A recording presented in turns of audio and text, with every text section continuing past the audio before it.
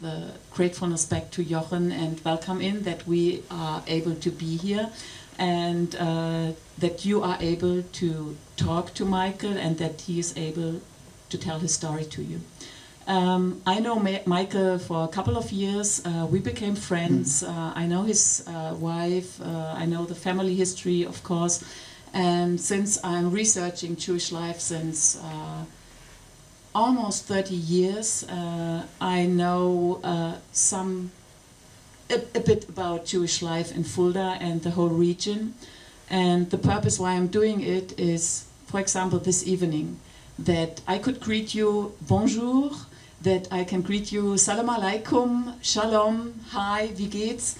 And that there are different religions and people from everywhere, and that we don't all care. We are just people interested in each other, and I suppose kind people who want a better world than we know it can be, could be in the past.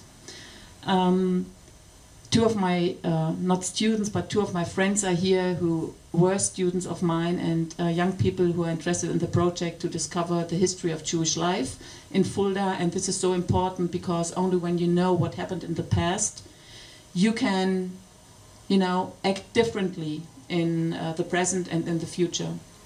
And what we see today with all, you know, the right-wing parties and all the prejudice and about anti-Semitism, and not anti-Semitism, but all anti-stuff. This is very annoying, and only together we can have a world what we are wishing for, we would like to live in. And I'm very happy that you're here today, and I won't make it long and I won't tell my story, but maybe next week, next Thursday at 6 p.m. I will tell you more about the Jewish history of Fulda in German language, and thanks to Welcome In, it will take place here. And you are always welcome to visit me in my office, to write me emails, and this we can all do in private. But now it's up to Michael, and he is, you know, I look in his eyes and I have to say, Michael, you know, it's a private occasion almost. It's I'm very thankful that you are not only talking about your history and your biography, your parents, your grandparents, but the way you do it, and the way you know, part of the healing process and part of the brighter future. So I thank you that you are here tonight, and I'm looking forward to hear what you're saying. And he loves questions of any kind, so please don't hesitate, don't be ashamed, just shoot, okay? Michael. Okay, well, first of all, this is a real honor to be here tonight, and as Anya said, I've been here since the beginning of the week, and this is the last gig. This is the last presentation, and you know they say you leave the best to last. So we'll see how well I perform after this week. I actually have to apologize in the way that I'm speaking in English tonight. I know that it was billed as an English-speaking event, but it's a bit strange in a way that my father, in fact, both my parents are from Germany, but they didn't speak to me in German, and that's part of the story. That's part of the consequences of what they went through, like many other people in Germany. And what I'd like to do tonight, in a relatively short period of time, because I love questions and I'd love to hear your questions, is to talk through essentially some of the experiences that I've found out, and I'll explain to you how I found them out, about my parents, a little bit about their lives, a little bit about the lives of the Jews at that time in Fulda itself, and from there essentially to see, well, what's this really got to do with us? I mean, this happened a long time ago. To try and understand essentially what we can learn from it, and on a very sort of micro level, what everybody in this room can actually learn from it. Because what I've experienced, and I've talked to numbers of groups, what these sessions do, they touch people in terms of, I don't expect you to go away at the end of the evening thinking, God, this guy talked about this and that and the other. Just go away with one or two ideas, one or two principles, and that's good enough for me. But obviously the picture, the story itself, I believe is interesting, and I believe it can be quite fulfilling. But you have to have an open mind, and you have to want to listen. So that bit's open to you. I should also start by saying that everything I'm talking about tonight, I did not hear from my parents. In fact, to be honest with you, my father, who was born in Fulda, I can never remember him telling me or mentioning the word Fulda. I can never remember my father ever telling me the name of his parents. I can never remember my father telling me, actually there were one or two occasions, about what happened to him in terms of how he left Germany and how he survived. And what I said earlier, he never taught me German.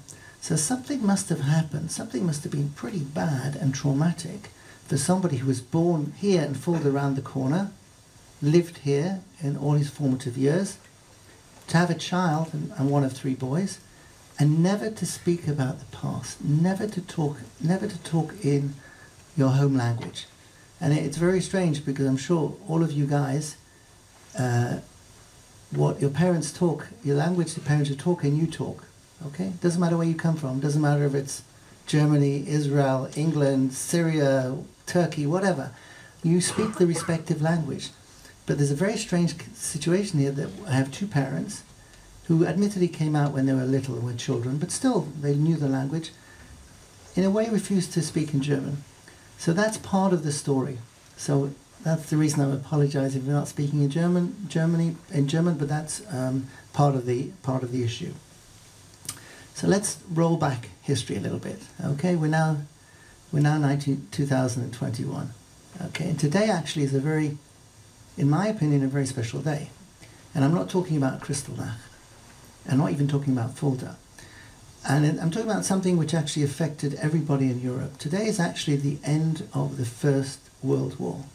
On the 11th day, on the 11th hour of the 11th month, 1918, was the official, they call it armistice, in other words, ceasefire, in the First World War. The First World War, as you know, was between 1914 and 1918. It was called the Great War. I'm not sure why great, because it was terrible, but it was called the Great War. And on the one hand, there were new technologies introduced. It was the first time aeroplanes were used in warfare. It was the first time tanks were used. It was the first time gas was used. I mean, they did things there that they'd never done before. And it was done in the theatre of war on a massive scale, and millions of people were killed, but it was called the Great War. A bit strange. Maybe the reason it was called the Great War was because they believed that was the end of all wars. It couldn't get worse than that. It was the Great War because it finished wars, and never again would there be such violence between nations, particularly between Germany, and I'm saying that because Germany was one of the adversaries, should we say, and that was it. But unfortunately, the exact opposite happened. The exact opposite happened. That in fact the Great War became the staging post for the Second World War. Why? Because in 1919, as you know, you may not know, there was the Versailles Agreement, and there was agreement between the people who defeated Germany and the Germans itself. And the Germans, I would say, got a bit of a raw deal. They were basically punished. They were basically punished economically, financially, for what they did to everybody else. And it was a really futile war in terms of they were fighting over land and they were in trenches and terrible things happened. But they were fighting each other. They weren't necessarily fighting the local population. They didn't go and, the Germans didn't go and kill all the Belgians, or the French didn't kill all the Germans. They were soldiers fighting each other, essentially, a traditional war. So they suffered, the Germans suffered in the 20s. They were paying for their mistakes, should we say. And how did they suffer? They suffered basically economically. They had the Great Depression. Financially, it was extremely difficult. And what came about from that was National Socialism, okay, in the middle of the 20s. In the middle of the 20s, Hitler, and very few people at the time, he didn't have such a big following, decided to start the National Socialist Party, the Nazi Party. And he started it in a very opportunistic way. Why? Because economically it was very bad in Germany. And as you know, politically, when things are wrong or things are bad, in every country, by the way, a lot of nationalism comes forward. Leaders come forward who want to make political benefit, essentially, from the situation with the population at the time. And that's exactly what Hitler did. And Hitler was very clever, very clever. He knew he had people around him who were clever. In other words, he knew how to manipulate the situation. He knew how to blame people. He knew how to say, your life could be better if, or your life is not good because of. And people who were, let's face it, who were finding very hard times financially and generally in society listened to him. And this gained momentum until 1933. He took power democratically, let's face it, and the rest will come to in a moment. So what's that got to do with me? You know, I wasn't born then. None of you were born then. And what's that got to do with Fulda? Well, my father was actually born around that time, and he was born in Fulda. In fact, my grandfather, his name was Friedrich, came to Fulda in 1919, 1920, about 100 years ago. And he set up a business here. He married his wife, my grandmother, called Gerda, in I think 1921. And my father, Josef, who was the only child, by the way, they didn't have any children, was born in 1924. They had a good life in Fulda. They had a good life in Germany. They were in, I would say, an agricultural business. You know, they sold tractors and fixed things and everything to do with, you know, farming, because this whole area, as you probably know, is a rich farm, a rich agricultural area. And they, you know, they were obviously reasonably intelligent, and they were able to make a good business, and they made, you know, they were quite wealthy based on what the records we found. So they got married 2021. They had Josef in 24.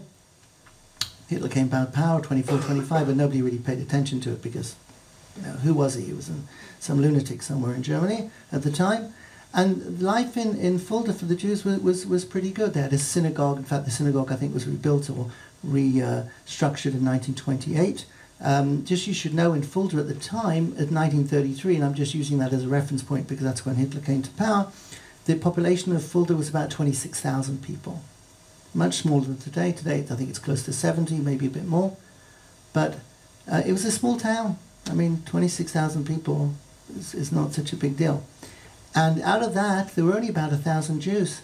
So it was like 4% of the population, 1 in 4. Sorry, 4%, 4 in 100, sorry, 4 in 100.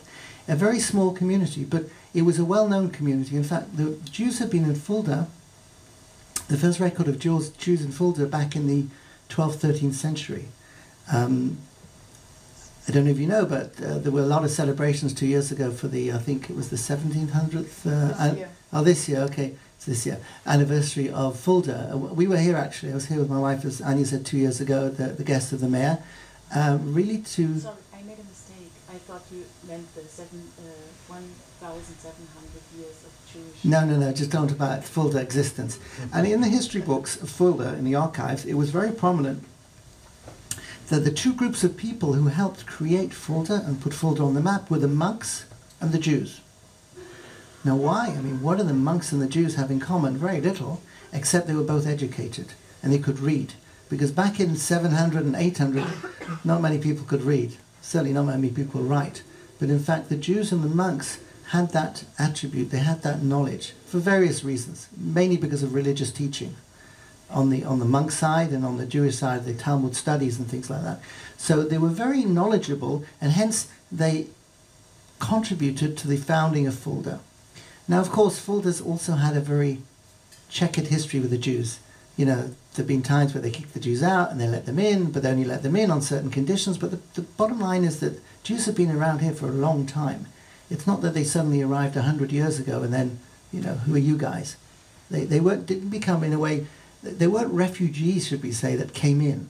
In fact, I know that for a fact because when I started my research, I actually discovered I was more German than Germans. And I was able to trace back my family history to 1703. Unbelievable. That I was more German than the Germans in terms of the roots that I have as a human being. I'm not talking about from a religious point of view, from a human being, were in Germany. And there were very strong roots. And I'm talking about various places throughout Germany. The family was pretty big. And essentially, that history from the 1700s was all wiped out, was destroyed from 33 to 1945.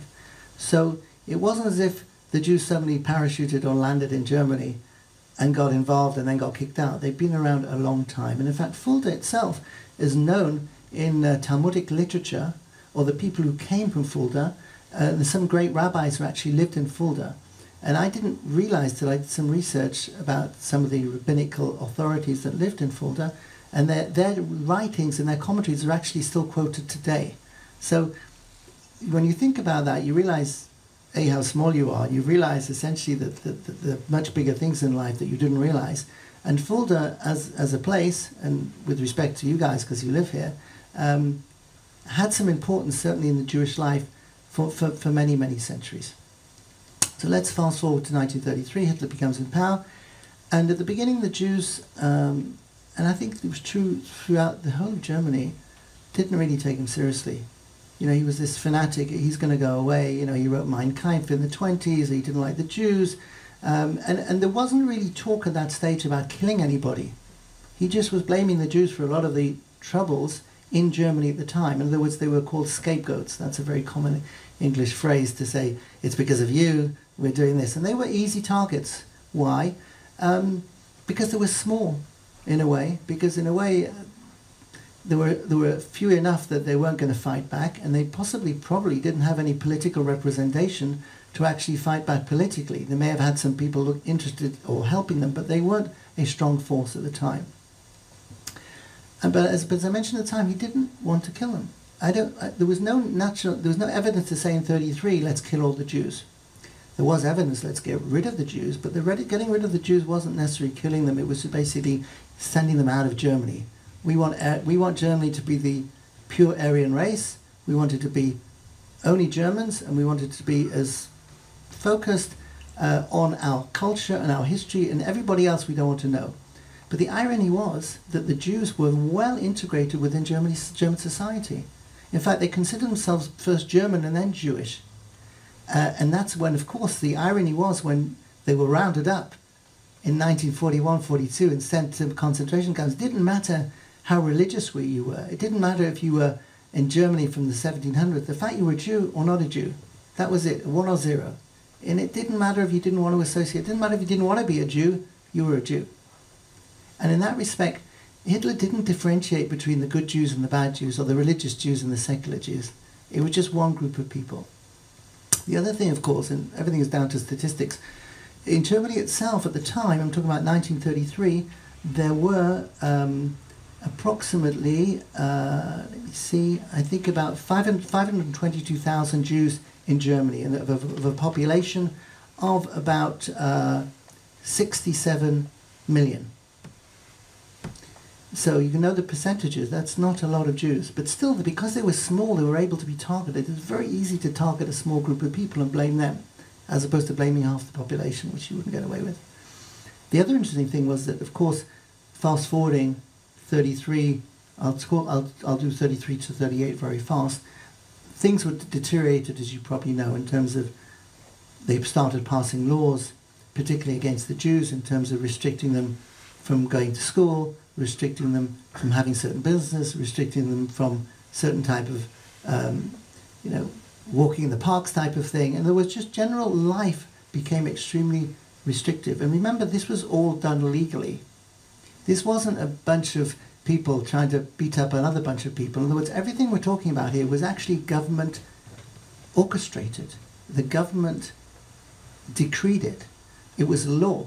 So there wasn't an issue, well, you're breaking the law. They changed the law, so it suddenly became legal. And that's a very important point, because as we continue very quickly, you'll see how they used the legal apparatus against the Jews when it came to taking all their property and taking all their assets when they were sent particularly to the east. So a lot of things happened during those years. One of the material developments also happened at the beginning of 1938, nothing to do with Germany. It's actually to do with Poland. So Poland in March 1938 passed a law to say that any Polish citizen who had not been in Poland for 5 years will lose their citizenship. You can say, well, what's the big deal? Well, there was a very big deal because the Germans, as you know, invaded Czechoslovakia or part of Czechoslovakia and Austria in 1938. And the Polish government was worried that all those people who had moved and were in Austria and in Czechoslovakia of Polish origin, and particularly Jews, would want to come back. Why? Because they didn't want to be under the Germans. But they didn't want them back.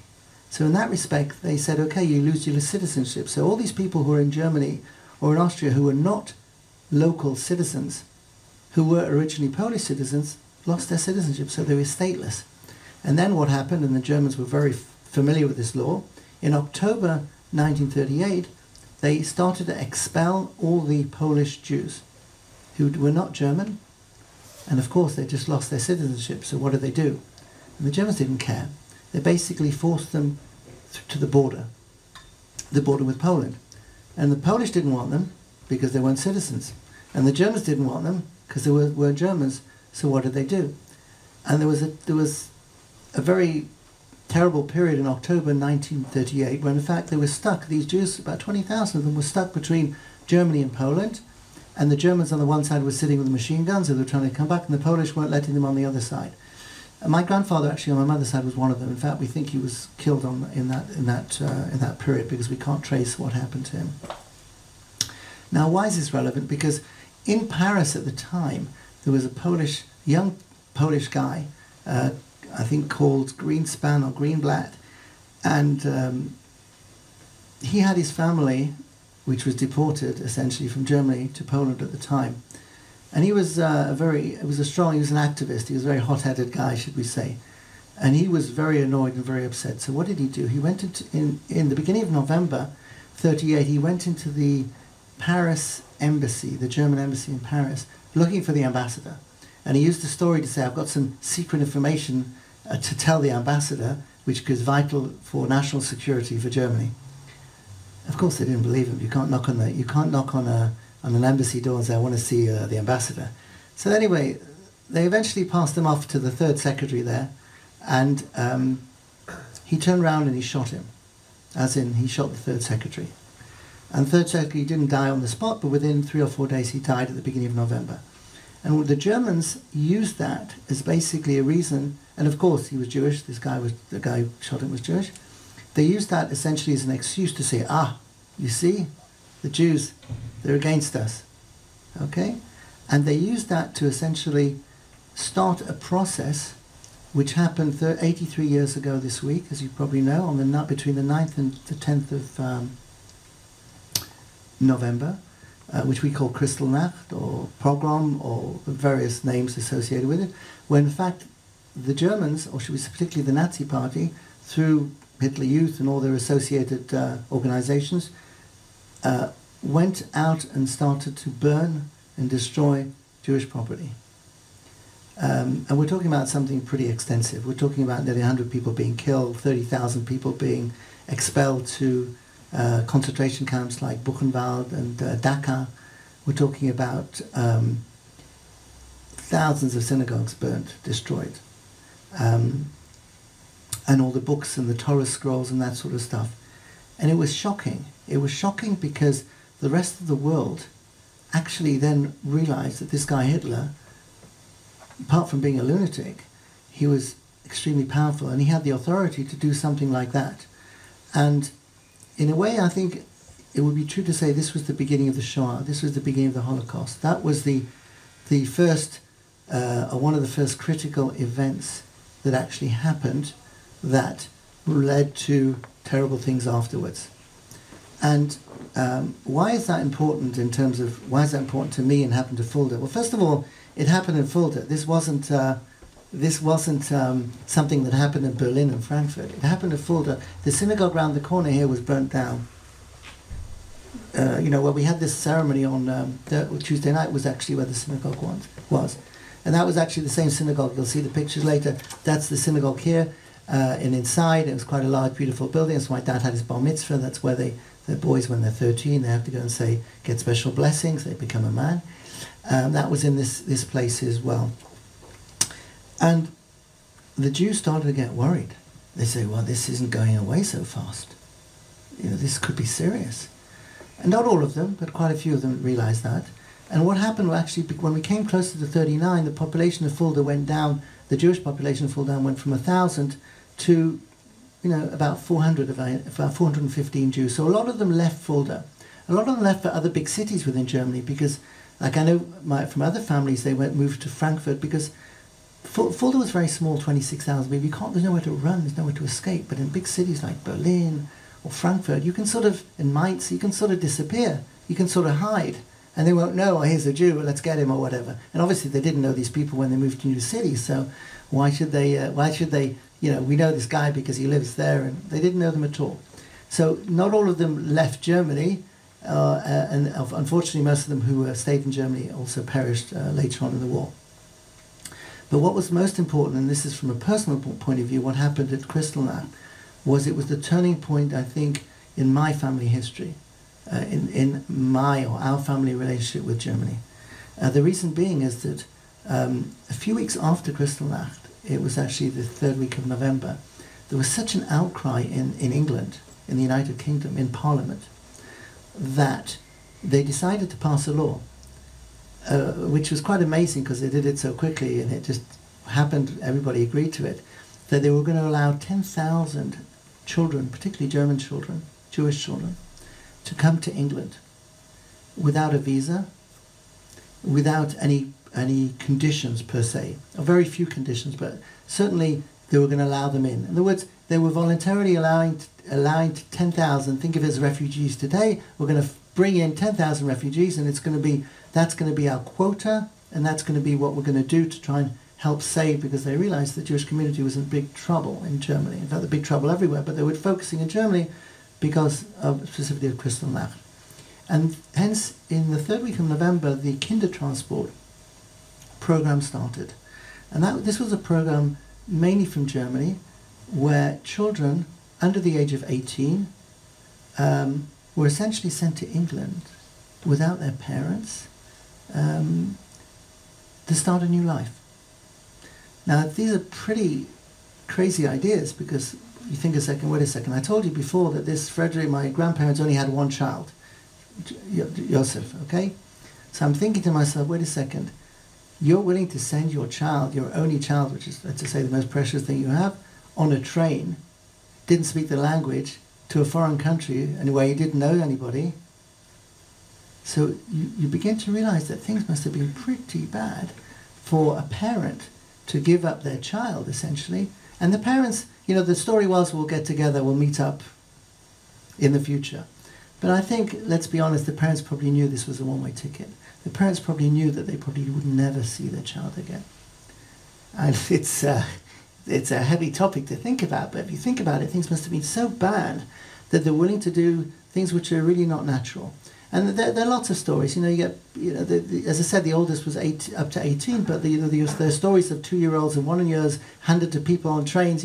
Crazy things that parents were really willing to give their children away on the basis they would have a better life. And it was the same thing with my mother. But my mother actually came from Leipzig, and she was only 11.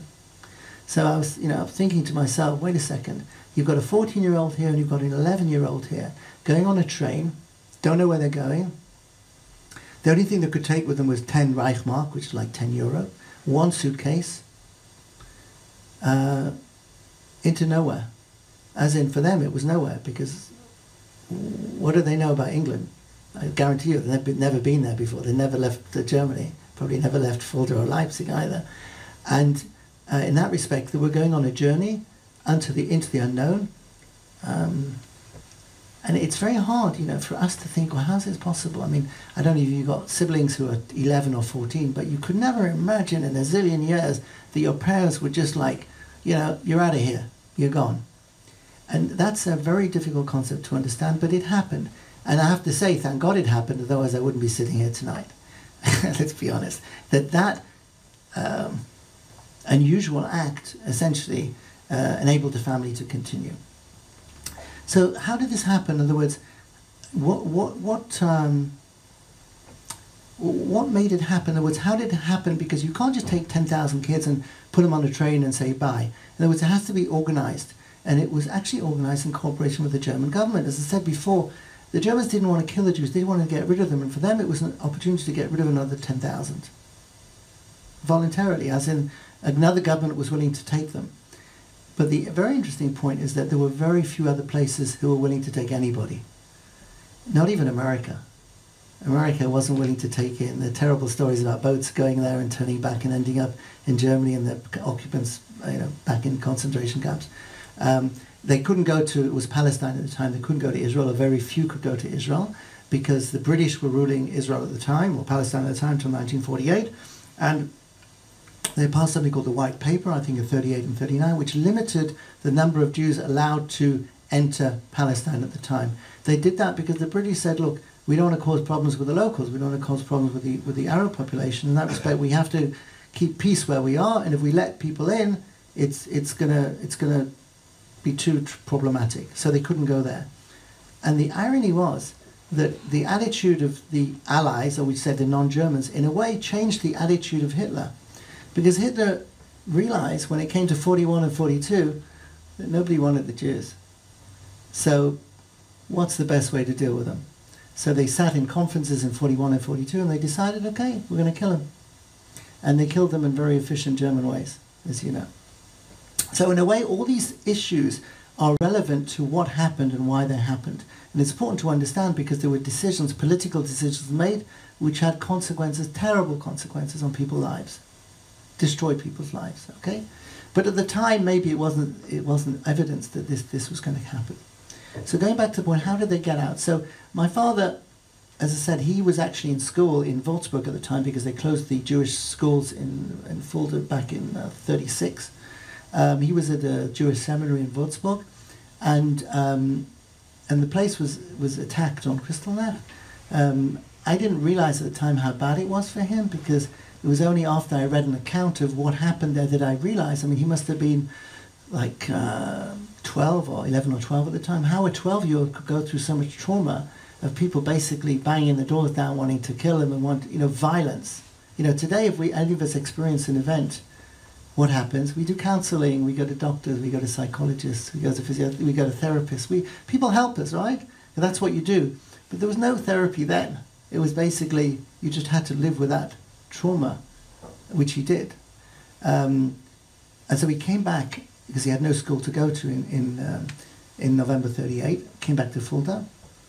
And at that time, Friedrich and Gerda, his parents, realized that we got to save our son. And as I said, we've got to send him away. So how did this happen? So just from a factual point of view, he actually didn't get on a train till July 39. The third week of July 39, he was on a train out of Fulda, through Frankfurt, through Holland, then on a boat to a place called Harwich, which is a port in England, and then he took another train to a station called Liverpool Street Station in London. I don't know how familiar are you with London, but that's an interesting place because there's some very interesting monuments there, memorials for the Kindertransport. And the way he did it, he was lucky enough to get one of these, which I can show later on. This is a German passport, an original German passport from 1939. Okay, this was issued to him in the City Hall here in Germany, in Fulda. So it's really come home in a way. It's in Fulda tonight. But there's so much you can learn from this document. And without a shadow of doubt, this document saved his life. Like today, if you ask, you go to schools and say, what's important to you? Well, tell me one thing that would save your life. They'll say it's a cell phone because they got everything on it. So this is his cell phone in a way. Okay, this saved his life. But we can learn a lot from it. Obviously, it's, the whole insignia, the swastika, it was issued by the Nazi authorities. Okay, we turn to the first page, you see the word J, Juden. So in every document, the Jews had, I'm trying to think, I'll show you some other ones, I'll show you in a minute. Every document the Jews had, they had to put a J in it. Once again, at that stage, they didn't have to wear the stars, I don't think, it was later on. But they had to put a J in it. Also, I look at his name, and it wasn't his name. His name was Josef Braunold. But what's it written here? Josef Israel Braunold. Okay? And if he was a female or a girl, it would be first name Sarah Braunold. In other words, the Germans, by law, once again, this wasn't some guy just writing in because he felt to add a name because it was cool or anything. By law, they had to take on an extra name. Once again, to differentiate them, to separate them from everybody else. So they're the only ones with the extra names. And if you think about it, they were changing identities of people. Of course, it went to the extreme when they went to concentration camps and they weren't killed immediately. They were tattooed and everybody's name became a number. So that was the next level of degradation. There's actually an interesting little point on this, is that most people think that people who had tattoos on them, that everybody had a tattoo on them, but it's not true. The only people who actually had tattoos, you might have seen people had tattoos here, numbers, were numbers that the Germans gave them if they were going to work in these camps. But in fact, the reality is, if you arrived in Auschwitz and you weren't chosen to live, you were dead within 2 hours. And they weren't going to waste their time putting a number on you. So in that respect, they only put numbers on people that they actually were going to use, like in labor camp and things like that. But going back to the point, you see here, and you can see it's signed, it's valid for 1 year. It's not like the passports today that are valid for 5 or 10 years. It's signed by the mayor, this whole thing. And then you get an interesting page that the Dresden Bank, here in Fulda, allowed him to take out the 10 Reichmarks. I'll come back to that bank in a second. And then there's an extra stamp which basically says that when he arrived in England on the 26th of July, and the rest of the passport is empty. Why? Because he never used it again. It's a one-way ticket, okay? And this saved his life. And when he got to England, like you can show it later on, when he got to England, he got this piece of paper. It's another interesting piece of paper. This was a document issued by the British authorities on the 26th of July, the day he arrived.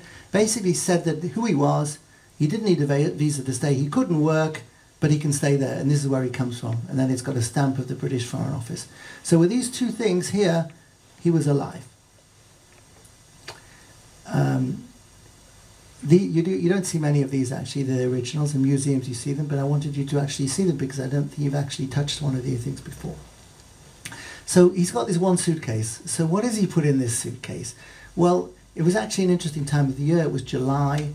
In the Jewish calendar, it was before the the high holidays in September. So he brought in special prayer books which for that time of year, for Rosh Hashanah, for the New Year.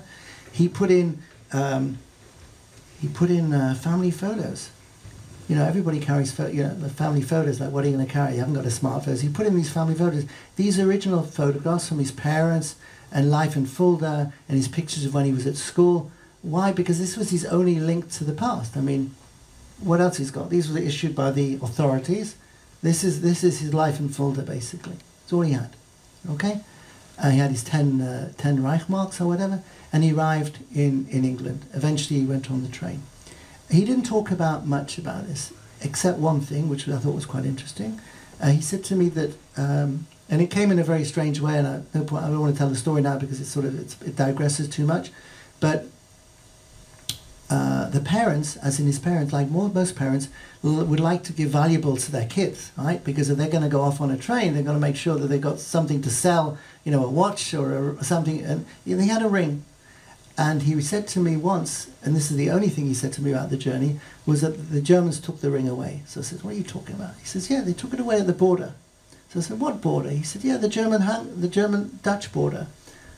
And that's all he said. He wouldn't talk about it.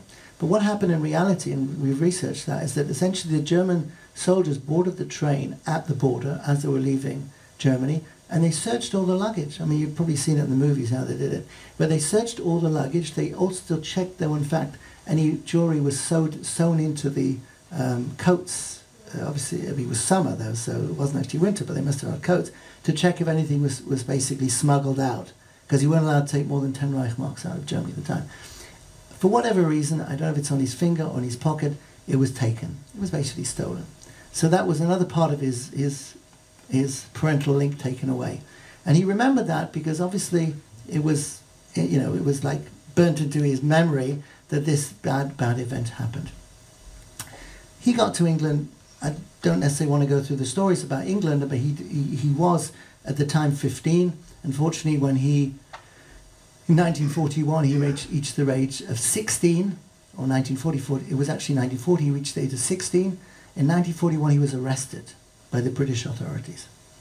Why was he arrested? What did he do wrong? Nothing. But he was German. And the Germans in England during the Second World War were considered enemies. And they were worried because they thought he might be a spy or he might not work in the interests of the country. And many, many German Jews who were the ones who came out, who were able to get out, even though they lived in England for a while, were arrested. And he was actually sent to a place called the Isle of Man, which was a small island between like England and Ireland, in the middle of nowhere. And he was put into what they call an internment camp, not a concentration, an internment camp. Why? Because they just put all the Jews there because what else are we going to do with them? And they're aliens, they're Germans, they could be a threat to national security. He put them there. He was 16 or 17. Well, threat, but that's how it was. And it took about a year and a half to sort that out until he was released. And the irony was, who else did they put it in these internment camps? German prisoners of war. So it's just an irony that he was actually with German prisoners of war in the Isle of Man under the control of the British. And the only reason he was there was because he was German. My mother, on the other hand, had a different type of story. She was only 11. She was sent to a foster home in the middle of England somewhere, or to the west of England. We actually have correspondence. We have a lot of letters that she wrote to her mother, and her mother wrote back to her until 1940, 1941, where they couldn't get through anymore, the letters. That in itself is a very sensitive topic, what she was writing about, because what does an 11-year-old write about? I mean, think about it. It's crazy. I mean, one of the letters we saw was heartbreaking. She said that she received a package from her mother, but she couldn't afford to pay the fee. They have a tax when you receive it, so they sent it all the way back again. So you can imagine how it must have impressed or affected an 11-year-old to go through all these traumas. And there wasn't a mother or a father to help. It was just on her own, more or less. And obviously all these stories affected them to the extent that they never talked about what happened to them. In other words, everything which I'm telling you tonight, all the documents you see here, they didn't sit me down one day and say, Michael, we got something to tell you, okay? We want to tell you about your grandparents. We want to tell you what happened in our childhood. Not a word. As I said, I never heard the word Fulda before. And how's that possible? He was born in Fulda, for God's sake. How's that possible that he would not mention his hometown, the name of his father, which is my grandfather, or the name of his mother? Nothing. My mother was a little bit more open because she felt, in a way, a very strange 11-year-old was responsible for not helping her mother get out, but that's a separate issue. But it just shows you the level of trauma that somebody must have had to block out a whole period, a very formative period of your life, not to tell your children, not to explain. I'm only looking forward. Where I came from, I don't want to know. I don't want to tell you about. Let's talk about what's going forward, which was a very positive attitude. In a way, it was a survival attitude, because let's face it, that was their main goal, survival at the time. They didn't have a childhood.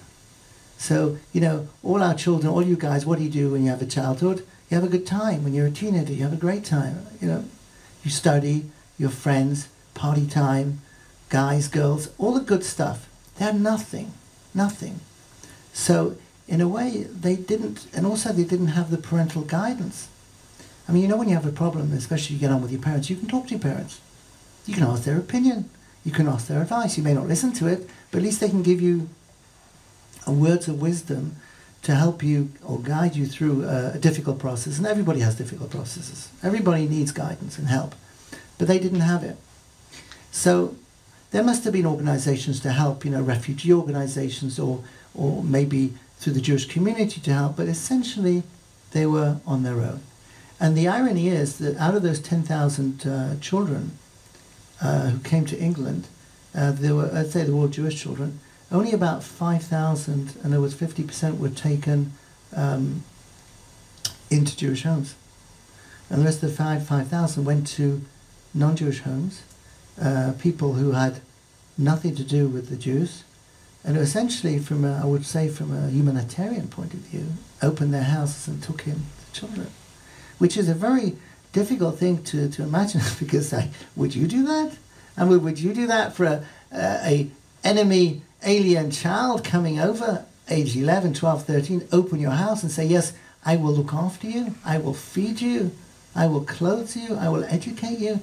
I mean, that in itself was a major major, like, act of, call it humanity, which is really not recognized because everybody was going through hard times. And in a way, it sort of faded the issue because sometimes the good deeds are not seen. It's only the bad stuff which is seen. But there were a lot of good things, good deeds which happened.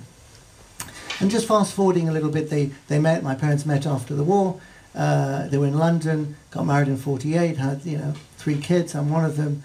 And I don't want to say they had a happy life. They had a satisfied life. In other words, I would say they achieved their objectives. But they were traumatized. I mean, looking back now, I was born in 59. I'm not maybe not as young as I look, but I was born in 59. And when I was a teenager, or when I was your age, I never asked them. I never said, tell me about it, because I wasn't interested. I mean, who's really interested in it? I mean, you're interested in getting on with your own life, you're interested in your own stuff. And I actually regret till this day that I never actually asked them. Now, maybe they weren't willing to tell me, but it never came from me. I never asked them, because I never knew about it. It's like, what do you ask what you don't know? Like, I wouldn't ask what was it like in Fulda, because I never heard of Fulda.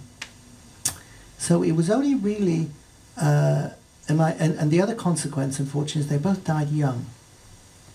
I could say very easily that they both died because they had a traumatic life, but a lot of people had traumatic lives and they lived to a long age.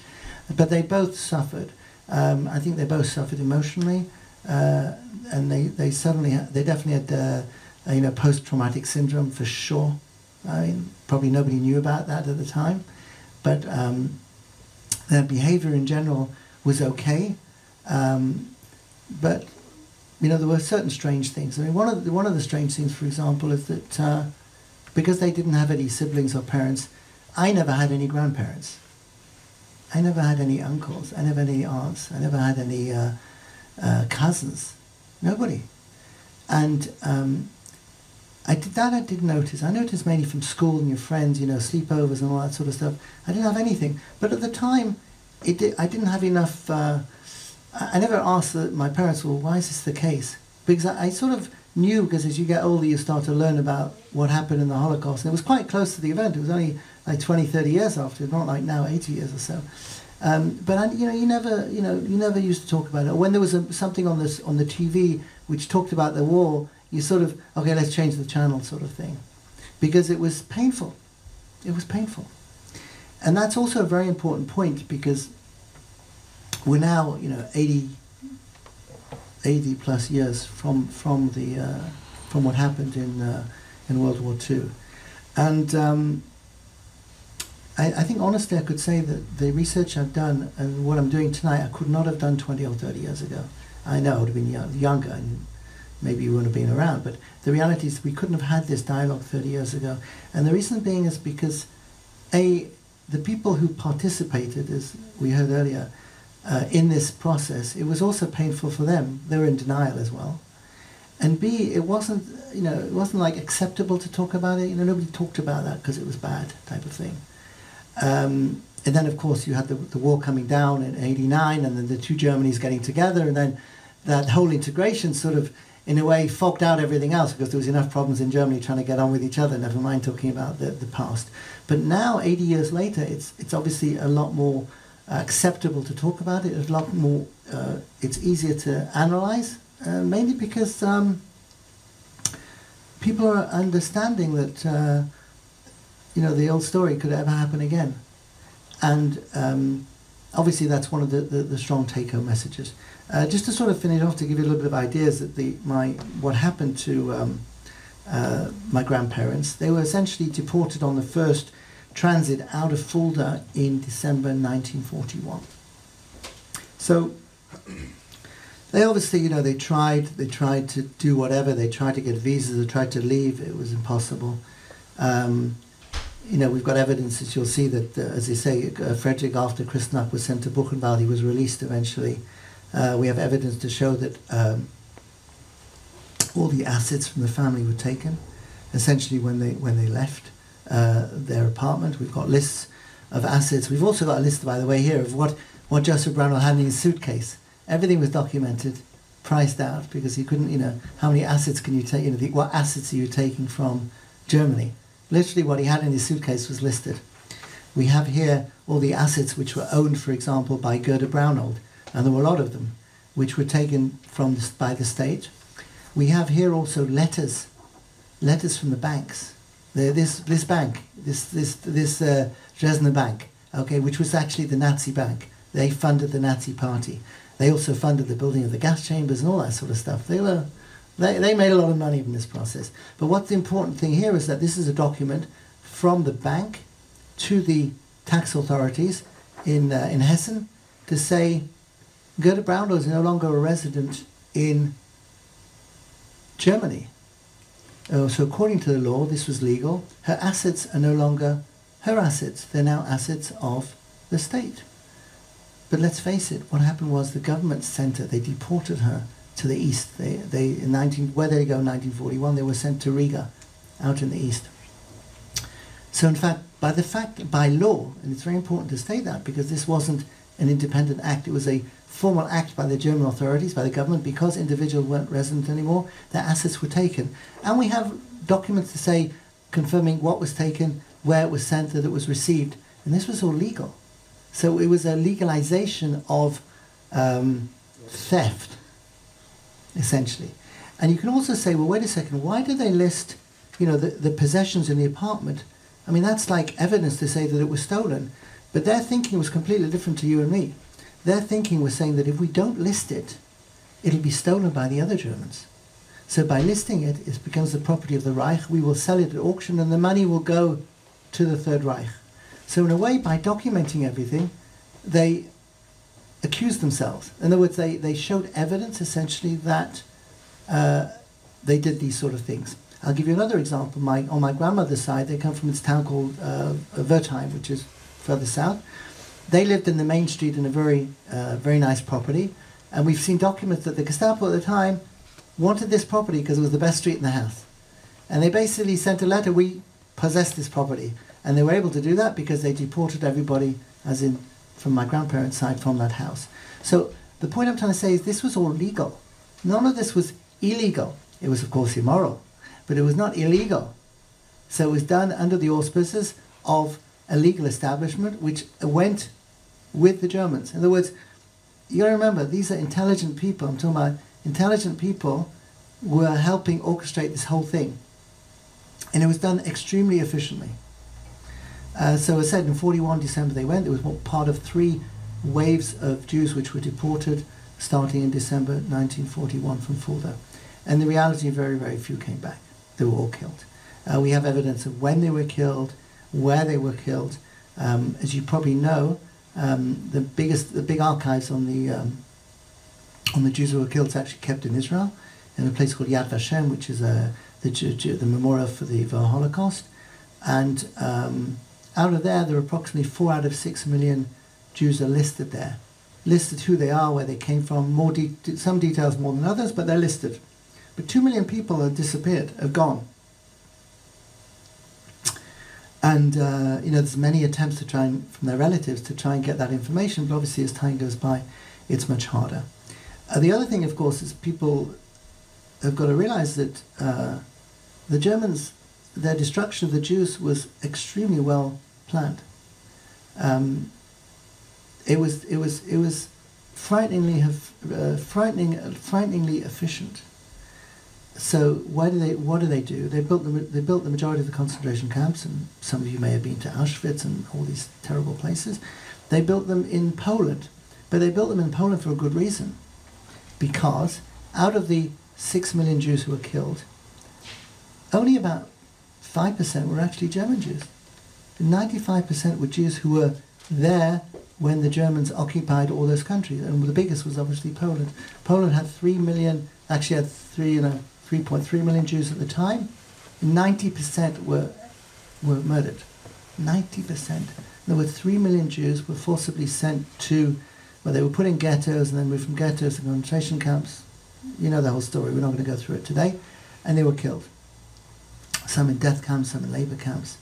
And it was done very efficiently. And as a net result, the Germans carried out, or should we say Hitler, wasn't all the Germans, should we say, but the Germans carried out their decision to kill the Jews, which wasn't there originally. The original decision was to try and get rid of them, but when they realized nobody essentially was going to take them, well, we'll kill them. And they killed them. And we have evidence about this. You'll see it in a moment. We have lists of Jews from Fulda. We have lists of the deportations, which in a way makes you think, how can people say today it never happened? You know, it's like black and white. You can't argue with the facts. There are people who say, well, it happened, but there was 6 million, it was 600,000, and how do you know, and all this sort of thing. And it's hard. It's hard to argue without using the facts. And of course, the survivors are nearly all gone, more or less. And most of the survivors are probably living in Israel now, but they're, you know, less than probably 200,000 now. The generations who experienced it firsthand are obviously gone. Even the second generations have gone. So, for example, you know, I could ask you, what have you heard from your parents about this? And probably very little, because they probably heard very little from their parents. And the question we have to ask ourselves, and this is really the important bit, is how, you know, what's going to happen in 100 years' time when, you know, we're not here? And you have this gathering in this environment. How are they going to talk about this? First of all, are they going to talk about it at all? Is it going to be a line in the history book, you know, it's going to be a statistic in the history book? And everybody says, we've gone down, it's a question, you know, it's a question on the history exam paper. What happened? What years was it? How many people died? Next. In other words, how are we going to memorialize and remember what happened? Because whichever way you do it, and there are other people that have suffered, there are other nations and cultures which have suffered, without a shadow of doubt. But what happened to the Jews was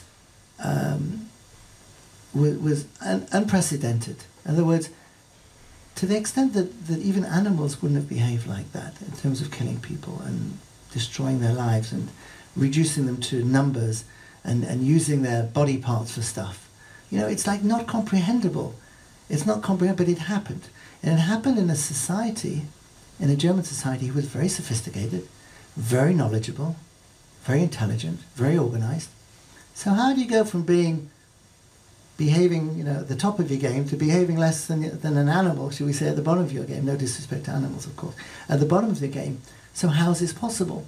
And this is a question that is very hard for us to answer today. I mean, I don't know if you've ever thought about it, but it's like impossible to understand. It's impossible to understand how intelligent legal minds, officials, just went along with this.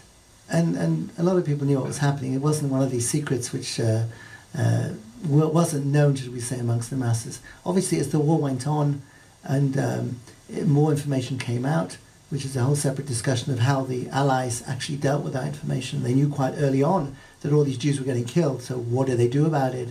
Did they do anything about it? Did they care about it? Which is a whole separate issue to discuss. But going back to the point, how was it possible?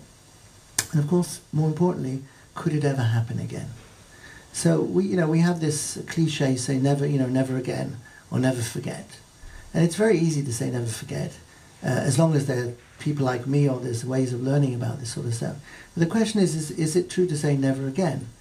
And it's a very hard question to answer, because we all believe that it could never happen again, because today, you know, you sneeze over here and next minute it's on Instagram or WhatsApp on the other side of the world. So the communication that exists doesn't allow somebody to do something bad without the whole world knowing about it within 15 minutes. When there's an incident, and unfortunately there's incidents in every country all over the world, within 10 minutes you have it on your phone. Okay, if it's not CNN, it's your local news service telling you, the news wire, saying that some terrible incident has happened and X number of people being killed. So how could that would prevent essentially mass killing happening, because nobody could get away with it again. That's possibly one answer, so it could never happen again. On the other hand, you know, the Shoah, or the Holocaust, happened not because of one event. It was like a combination of things. You know, I sort of said that it started because of this day, 1918, and it was a combination of things. It's like a snowball. You know, when it gets down, rolls down the hill, it gets bigger and bigger and heavier and heavier. And at one stage, 1933, they couldn't stop Hitler. Why? Because he was democratically elected to become the leader of Germany. Okay? So what do? Break the law? Overthrow the government? I don't think so. Not even Germany. And Germany being a sophisticated place is not going to happen. But it was too late at that stage. He was in power. He started doing what he wants. And of course, as the years rolled on, 33, 35, 36, 38, he realized that he had total control. He could do what the hell he liked. Why? Because nobody really cared. And when it got obviously close to 38, 39, they started to get worried, and they knew that a war was coming, and they started to say ultimatums. If you invade Poland, we're going to attack you. He sort of said, you know what, screw you. He attacked Poland, and the war started. So in other words, he had so much confidence, and Germany was so strong militarily, it really caught everybody else off guard, to the extent that they either thought that he wasn't serious, or he wasn't strong enough, or he wouldn't do what he did, but he was strong enough, he was serious enough, and he certainly did what he said he was going to do. And in a way, we can learn from history that, you know, we said maybe never again, but through miscalculations and misthinking, terrible things happen. And I'm trying to, you know, somebody asked me, is there a modern day parallel to what happened with the Jews? And I generally say no, because it's hard. You know, you can never use the word Holocaust out of context. You know, and people misuse it. It's like a unique thing. It's a unique word, okay? And if you try and use it, people will get very excited and upset, so it's very unique to what happened to the Jews during that period of time. But you know, you look to see what's happened around the world in the last 10 years, and you know, and I mentioned Syria because it's very relevant to what, you know, in Germany, because they took so many Syrian refugees in, for example. You know, at some stage they realized that nobody's going to intervene, and and Syrians started to leave the country, and they were able to leave the country. And of course, we know the stories about some of them getting in and some of them not getting in, and terrible things happening. But displaced persons, in terms of displacement person, hasn't you know, changed. We still get massive movements of people for not good reasons. Just as a sidebar, there is actually the biggest movement of people. You know what it is? It's when the Chinese go on holiday in February every year. Half the country goes back to it, and they're 1.4 billion. That's the biggest movement of people, but peacefully in modern day times. But in terms of forcible movement, going back to, for example, or they weren't forced out of Syria, but they decided to go because nobody was going to help them, not even the Americans were going to help them. There were a mass movement of people. So the idea of people being moved, or things happening to people, obviously not in the graphic terms, I'm not comparing at all, still happens today. And you know, we've had wars in Europe as well in the last 50, 60 years. They talk about peace, but we have had wars which have occurred. But once again, what happened to the Jews was unique. And of course, it changed everything. I mean, going back also statistics, because that's really the only way we can relate to things. People have asked me, well, wait a second, 10,000 kids were saved? Well, what does that mean today? How many people does that relate to? And I can just say from our family experience, so both parents, very unusual guy, both parents being from Kindertransport. So they between them have about 25 or say 20, close to 30 descendants. So let's say everyone has 15 or had 15. So that 10,000, it's not unusual to say, or not unreasonable to say, that has basically created 150,000 human beings. Those 10,000 people. And of course lives and families and everything associated with that. And of course it makes you think, well, wait a second, what does that mean for 6 million? The numbers are just like mind-boggling. You know, it's impossible to really think. The numbers just would be astronomical in terms of your thought process. So what happened then had a major effect. It certainly had a major effect on the Jewish population. I mean, the Jewish population, I think at the time, I think it was about 11 or 12 million, and like 6 million were killed. 80% of European Jewry, statistically, 80% were killed. And the rest weren't many living in Palestine at the time, well before it was Israel, and the rest were living in a few South America, in America and places like that. But even today, of course, the number of Jews hasn't really grown that much. It's probably around about 14 or 15 million, even though the way they talk about them, they probably think they're much bigger people. And the majority of Jews actually are probably living in Israel now, probably about 50% of Jews are living in Israel worldwide.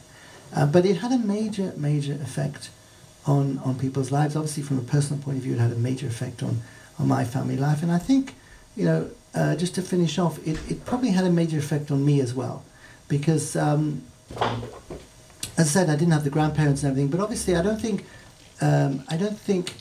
I would have, unless my parents had gone through this experience, I don't think I probably would have been sitting with you today. And I'm not talking about not being here today. I think I just probably may not have interested me enough, or I didn't feel strong enough, or I didn't believe it's strong enough to actually take the time and resource to speak to you and to come to people like this. And I think it's also had an effect on my children as well, positively, because my parents, the one thing they were very, very focused on was basically education. You know, for them, you had to do your best. You know, second best, I wouldn't say wasn't good enough, because they said you do your best, but they wanted us to do the best, you know, be the best at whatever you do. If you're going to do it properly. And I think that was probably a bit of a survival mentality. And it certainly has manifested it, you know, down through the generation, because we do the same to our kids, and also they do well. But it's certainly, they call the word, I think, so the ethos. The ethos of the family and the characteristic of the family was definitely moulded by what happened then. As I said, they continued their lives. They survived. They, in a way,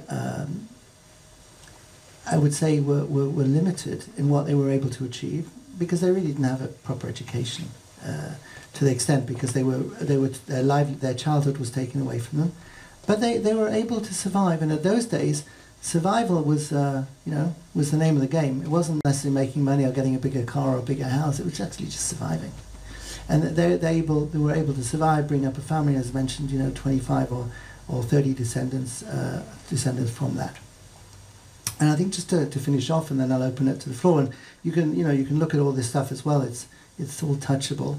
I think somebody asked me also why I do this sort of stuff, why I come, and I enjoy it. I must tell you, I actually enjoy speaking to people like yourselves. You're a different crowd, you got to speak to the crowd, and I never do it sitting down, so this is unusual for me. But it's very different talking to groups of 12-year-olds or 50-year-olds or 18-year-olds or university students. And you mentioned we did I was one of the keynote speakers in the University of Fulda a few years ago, when they had a whole evening, like a seminar about this topic. But I enjoy doing it, otherwise I wouldn't do it. But B, I actually feel, how to explain this? In a way, it's like a duty, like a commitment to do it. Because if I don't do it, who else? I don't want to sound, that sounds very corny, but if I don't do it, how many other people are not going to do it, or how many people could do it in my place? And there are probably a lot of my sort of guys around, or a lot of people who are willing to do it, but they're not that many. They're not that many, because as the generations go by, don't think everybody's interested in their family history as I am. I'm very unusual to that extent. But the fact that I'm able to deliver a message, I would like to believe, enlighten some of you to the fact that you go away with just one or two of these facts. I don't expect you to go back and say, I heard this guy and he told us about this. And don't expect that. I just expect you to go away with one or two ideas. And as I said to the younger members that I spoke to, just being a little more considerate to people, a little kinder, a little more understanding, actually goes a long way, because because kindness, consideration, and understanding other people did not exist in those years. If you weren't German, blue-eyed, blonde hair, whatever, it was them and us. In other words, you weren't part of us. There wasn't any integration. And there was separation. And there was separation to the extreme that, these people are not German, these people are not entitled to live. We're going to kill them.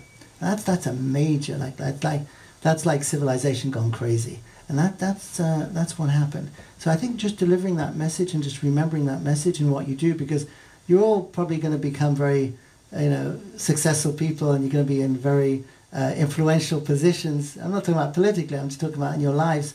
And it's very important when you go through that just to remember all this stuff, because you're going to be you're going to all have difficult situations. You're always going to face prejudice. We're all prejudicial, let's face it. We all say things we shouldn't say, and we all are not as understanding to people as we should do. So just maybe think about it, before you say, what you were really thinking, think maybe not to say it, or say it in another way, or maybe don't say it at all.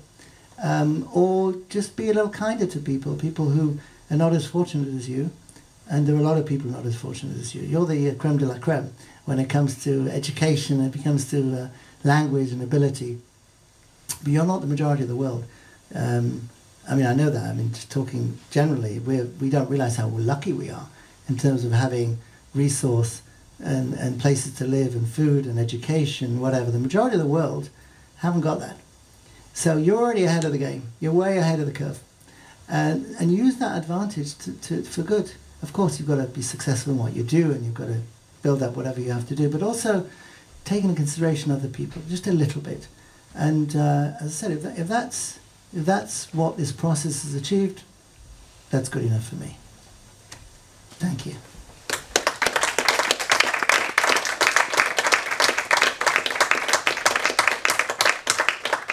So now we get to the best bit. Really, the best bit of these hopefully it didn't go on too long, but the best bit is really just to hear your questions, just to, and you can ask whatever you want. Whatever you want. I can tell you later on some of the crazy questions that have been asked, but I'd like to hear from you first, because I don't want to preempt anything. So whoever wants to ask, we'll get the microphone. Got to have at least one person. Okay, gentleman in the front and in the back. The gentleman here wants to ask. Maybe a short. Oh. Yeah. Now? Okay. Yeah. If you feel insecure to ask in English, you can also ask in Yeah, German. yeah. And we translate, right? Or you can come to me afterwards, ask you personally if you don't feel you want to be asked in front of everybody. Hello. Hello. One last question. Sure. I want to know how many Jews live here in Germany? Okay. That's the first question. The second one is why the Palestinians and Israel, they are fighting each other? Okay. Good questions. That is all. Okay. So the first one's easier than the second one. Okay. The second one's been going on for so many years, it's hard to remember why they're fighting. But the first one, in terms of, I think, and Anya might help me now, I think there are under 200,000 Jews in Germany today. In Germany, I think there's how many people in Germany? 82 million. Okay, so there's under 200,000. So that's like 0.25% or something, if I'm not mistaken, yeah? In other words, it's very small, 0.25%. And the majority of Jews today in Germany actually are Russian Jews, or descendants from Russia. And what happened in '89, when the Russia opened up, a lot of the Jews who were able to emigrate, a lot of people were emigrated from Russia, but particularly a lot of Jews who were persecuted also in Russia, which is a whole separate discussion, they actually came to Germany, and Germany took them in. So Ukraine, Russia, Ukraine, yeah. So and of course that was the USSR, which then collapsed, and all the individual states and countries were created. And so if you look at the Jewish community, like in Fulda, how many Jews in Fulda today? 320. 320. I would say 95% are probably Russian Jews. 99%. 99%. Okay, how about that? 99% are Russian Jews. So in other words, the makeup of the Jews in Germany is very different now than it was in 1933, because they were all Germans, most of them, and in 1939. So the numbers are much smaller, but the nature of the Jews, as in the source of the Jews, is also different. Also, I mean, it's worth noting that the Jews themselves look at themselves very differently. That the German Jews always look at themselves as the educated German Jews, obviously spoke better German, and were well established, well integrated, well assimilated, if you know what that word means in terms of integrated within the community, while a lot of the Jews from the outside kept to themselves. In fact, there was if you look in the literature, there's a terminology which they use as something called Ostjuden, Eastern European Jews. And Eastern European Jews are people who came to Germany, who were not born in Germany, but came as refugees or came when there was migration, but they weren't as German as the Germans. I'm not mentioning that from a prejudicial point of view, just from a factual point of view. So that's the first question. So the second question, much more complicated. Okay, so just a bit of history. and now I have to do my PR act. So Israel was created or established through a United Nations Charter and all this stuff in 1948. Okay, and it was before that it was called Palestine. Okay, Palestine was ruled by various entities before 48. For example, the British took over from the Turkish in 1917.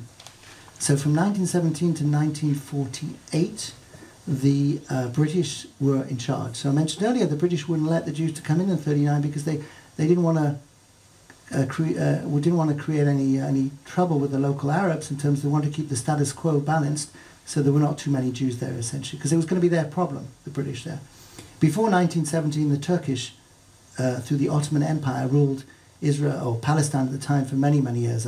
Maybe my Israeli colleagues can tell me, but probably from the 17th century, or 17th or 18th century, the Turks were ruling the area which was called Palestine, which is a very small area, by the way, from that till 17, and the British came from 17 to 48. I'm mentioning all this because history is quite important, as you can imagine.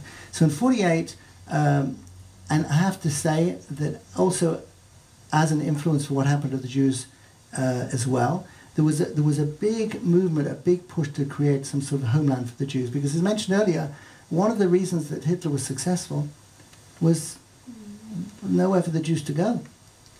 Like if there was let's say theoretically, I mean a theoretical situation, if there was Israel existed in 1939, the logical solution was the Germans would say, "Get out of here, Jews," and they would all go to Israel. Now, presumably, we'd be talking a different story now. But it wasn't like that. It wasn't possible. So there was a big movement after 45 through 48 for the creation of the State of Israel in 1948. Now, of course, the people who were living at the time, there were Jews living in, there were Jews, but those Jews were also Palestinians who were living in Israel at the time. There were Jews and there were Arabs. But we have to be honest, the locals, as in the local Arab population, did not favour and were not happy the fact that the United Nations decided to call Palestine at the time in the new Jewish homeland of Israel. And ever since then, and you ask why, ever since then, the Arabs and Jews, unfortunately, have been fighting each other. And it all stems back from that point. Now, of course, there's been a lot of changes and a lot of positive changes in the recent 75 years. That there is actually peace now between Israel and certain of its Arab neighbours, which means they don't fight anymore between Egypt and Jordan. But there is still officially a state of war. Sounds crazy, but there's a state of war between Israel and Lebanon, between Israel and Syria. And it doesn't help when you get countries like Iran saying openly, we want to destroy Israel. I mean, that doesn't go down too well with Israeli politicians. So you can see there's a lot of complex politics going on. And the whole idea whether in fact there should be one state, there should be two states, the building in different areas, it's a very, very complex area. But it all stems from the fact that the Jews were given the homeland back in 48, and it was a place for the Jews to go. It was a place for the Jews to settle and to be safe. And what's happened, the irony is, and we have to be honest about this, 75 years later, Israel is a very, very strong country.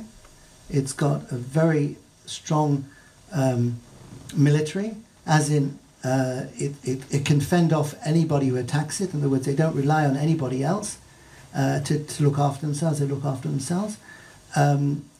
It's also strived academically, professionally. There's more, you probably know there's more high-tech in Israel than most parts. Certainly in the whole of Europe, they talk about there's more patents and more stuff going on in Israel than the whole of Europe combined. And it's really got to do with the mentality of the Israelis. Mission Impossible is like what we do every day. It's like it's a daily life. In other words, nothing is really off the charts, and that's why there's so much success professionally there. And it also manifests itself in, even now, I mean, I don't know how much you guys are aware of, but this whole COVID thing, Israel was essentially one big clinical trial. In other words, Israel had a deal with Pfizer to say that we will, because Israel is very automated, very digitized. You put in your ID number and suddenly they know everything about you. But that's good in a way because it means it can track where you are, who you are, what you've had. And Pfizer used that as a large clinical trial. So the benefit of it is that we were given the vaccines before anybody else. I had my third vaccine already 3 months ago. How's that possible? How's that possible? Why? Because they saw in Israel the opportunity to basically learn from it in the same way as Israel got the benefit of getting all the vaccines beforehand. But the point I'm trying to make is that very unusual things happen in Israel because it's very small and it has some interesting, in terms of mind thoughts. But the goal is to have peace. The goal is to have peace, and there have been many attempts. Many attempts. And in the recent few years, there's been some very good progress. You probably know about the Abraham Accords. There are accords which were, in other words, agreements which were passed, which were unheard of before, because Israel is sort of surrounded by 21 Arab countries, and they've got peace with a few of them. And now they're getting peace with, they've got peace with the Emirates and all these people, Bahrain, all these people. Some of them are small countries, but the point is, the whole idea was that, you know, we could never have peace with the Israelis, or we never have peace with the Jews, whatever, is sort of gone, because they realized that, I would say, we have common enemies, and on the other hand, there is no point fighting. What does it achieve? Well, I mean, what does it achieve? That at the end of the day, we've all got to live together, we've all got to, like, get on with each other, and there are very strong political movements to try and do that, and some are more successful than others, but it's an ongoing problem. And but I think it is getting better. I think there's a fair chance that my children will actually see peace during their lifetime. There's a fair chance. But I remember telling my wife when my kids were born, my boys were born, I said, you know, when they're army age, we'll never have to go in the army. Of course, that never was the case. Never have to go in the academy. Of course, they had to go in the army because there was a need. I don't even know, but military service is compulsory in Israel. So you have to, like a guy at 18 has to go in for 3 years, and a girl as well, but there are other alternative programs for that. So, and it has a lot of benefits because they come out at 21 very organized, very organized. And that's one of the success factors of the industry, especially the high tech, is the way they're trained and thought of in terms of a bit of like survival mode, I would say. It's actually come through in a positive light when it comes to that. So you're right, there is still conflict, but I'm actually hopeful that there'll be a solution to it. Can I please tell my story? Sure, let's just finish a couple of questions, then you'll do your story. Okay. Yeah. You're definitely going to do. He's going to tell his story soon. But I just do a couple of other questions, then we'll turn it over. I just wanted to. With pleasure. Any other questions? There was somebody at the back. Yeah. Sure. Did your father ever knew what happened to his parents? Okay, it's a very good question. How did the people find out what happened to their parents after the war? Well, as I mentioned earlier, there wasn't any like WhatsApp or Facebook or anything like that. So the only organization that actually helped them was the Red Cross, the Swiss Red Cross. They actually helped look for people, or essentially to link people together to identify whether people were alive or not. Now, I never actually asked my parents this in detail, so I'm only going through research that I've done. But I have seen attempts that, I've seen correspondence, like postcards that we're looking for this person but we can't find them type of thing. So I can only assume that come 45 and the camps were liberated and the news got out that these terrible things happened. I actually can't imagine what went through their minds. Let's face it. If you were suddenly reading in the newspaper that these terrible things happened and you knew their parents were sort of stuck in the middle, what are you thinking? Like, oh my God, did they actually go through it? And they probably believed in their own mind that they were okay, that they would survive. But as time went on and they didn't hear back, and they didn't get the postcards or the letters because there was nobody for them to send them, the penny probably dropped. But I'm sure at some stage they got official notification that the parents had been killed. So I don't think they went through their life thinking that something would have a knock on the door and their parents were going to turn up. I think it was probably pretty soon after 45 they realized their worst fears, that essentially they were on their own. It must have been horrendous. It's hard for me to even think how that sort of news is heard and accepted. But of course there were many, many, many other people in that situation, so there was probably discussions between, because they were sort of in refugee hostels and youth hostels in 1945, 1946, everybody was in presumably the same boat, as in they had their same experiences, so they probably helped support each other, and they were probably waiting for news for each other. And I've read lots of books about this, and I've seen plays about it, and some parents did get out. You know, there were some survivors, not many. There were some survivors, and there were some good stories. But I'm sure that the realization that their parents didn't make it was known sooner rather than later. And that probably cemented, like it probably closed the door in their minds to even think about it. Because once you know that parents are dead, they were murdered, unfortunately, because they obviously saw that. Well, there's nothing really. What am I looking back for? It's only looking forward. They never came to Germany again. It's another interesting thing. They never actually came to Germany again. And I also never had the opportunity to ask them why not. Pretty stupid of me, but I never actually asked them why not. But it's known, particularly in Israel, there was a very anti-German feelings for the first period of the years in the state. For example, there were peace that people even today they won't buy a German car, for example. I don't understand that, but they won't buy a German car. They're the best cars. They won't buy them because of the German association, what the car companies did, etc., etc. But that's, you know, you can't argue about that. There's no logic because it's illogical. So there's no point trying to be logical or something which is illogical. And even at the beginning of the creation of the state, in 1948, it was common that the people were told not to speak German. In other words, you're now in Israel, you have to speak Hebrew. Or, for example, take the scenario, my parents are in England, so they've got to speak English. So in other words, in a way, everything, they weren't going to, you know, row against the tide. The tide was moving that way, so they went with the tide. They didn't go back. They never went back, and that chapter in life was closed. So in a way, it's logical, if you want to think about it that way, it's logical why they didn't talk about it, why they didn't even speak German at home, which is crazy, and why I don't speak German. And I think the realization came to them, and then they just, I wouldn't say moved on, but they didn't look back. Any other questions? Oh, yeah, okay. The lady there. I can't see without my glasses. It's hard for me to... Yes, the lady there. Were your parents religious? And if so, did they pass the religion to you? Okay, it's a very interesting comment. My father, I believe, was religious because he went to this Jewish seminary in Würzburg, and I've read a lot of literature about who came from there. In fact, I actually met a couple of rabbis who studied there, who became very, I would say, very prominent in the Jewish community in England at the time, or certainly in the latter years. My mother, I'm not sure. I mean, my mother lived with non-Jewish people when she was 11, all the way through till she came to London at the time when she was 18.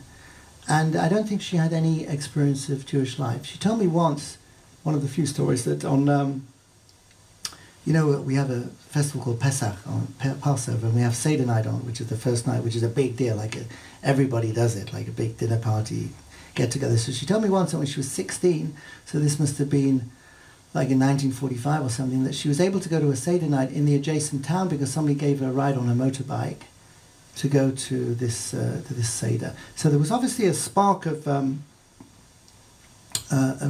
religion in her. My father more so because he went to this college or this school in Würzburg. So when they got together, I think that they became more religious. In other words, my father and I think also there was a lot of, you know, as the community gave support, particularly, I'm talking about after the war now, and if you were religious, you actually had somewhere to go to. You know, it was like going together every Saturday, every Shabbat, and eating in people's houses, and it was a very warm environment. And remember, my parents didn't have anything, you know, so you can understand why they gravitated towards that, because it was something they never had. They probably never had a Friday night meal together until they were invited to somebody's house that offered that warmth and that good feeling. So they became more religious. They installed those feelings in us as well as our three children, and we're practicing you know, Orthodox Jews. We're very modern in terms of modern Orthodoxy, as they call it, and it was really, I would say, it was an interesting trait in their character that despite going through all of this and all these terrible things, because let's face it, what's religion about? It's about God, believing in God. You think like, why would anybody believe in a God after going through all this sort of stuff? It's like, that's the last thing you wanted to believe in. But despite that, they were able to, you know, continue their belief in something. I mean, to their credit, because I would say most people, probably all of us would think, no, this is like, what do we need this for? If there was a God, why didn't he save us, type of thing. But obviously there was something there which kept them to the religion, and maybe also it was a link to their past. You know, if they remember their parents were religious or had some religious tendencies, at least that kept them sort of psychologically linked to their parents, because they didn't have anything else. They had a few photos, so at least if they could do some of the practices they saw at home and to bring those forward to their children, they were able to maintain some continuity of where they came from. And I'm almost sure it gave them strength, because I think that communal spirit certainly sort of moved them along and helped them forward. So I would say I'm saying that with sort of confidence, that I'm sure it gave them strength to go forward.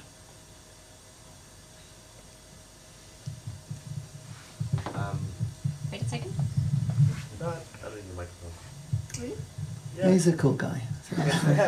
I can talk loud. Okay. Yeah. Okay. I wanted to ask you specifically about that moment where you always ask your parents, or even one time or twice, about what really happened to their parents. And you mentioned that example that they changed the channel when they talked about war. Yeah. I mean, how was it when you actually, like, I'm sure you were probably very curious. And if I were you, I would just, you know, ask them every day until I know everything. Yeah. I mean, how did he really try to just ignore it? Were they mad at some point? Mm. Did you just give up on it, or yourself? I actually don't think I made a serious effort to learn about it. I think first of all, my father died when I was in my 20s, like 24. So I was sort of in the informative years. I was studying at university. He never talked about it, so there wasn't nothing really to ask. And you know, it wasn't a topic conversation around any dinner table. As I said, there were, you know, a few points like the ring story, which sort of came out from nowhere. My mother was a little more, I would say, interested in talking about it, but she talked about it in a completely different way to my dad. In fact, I didn't talk about it. So, for example, my mother always, and this is the one thing I can say, that she always regretted and had guilt. I mean, it sounds crazy.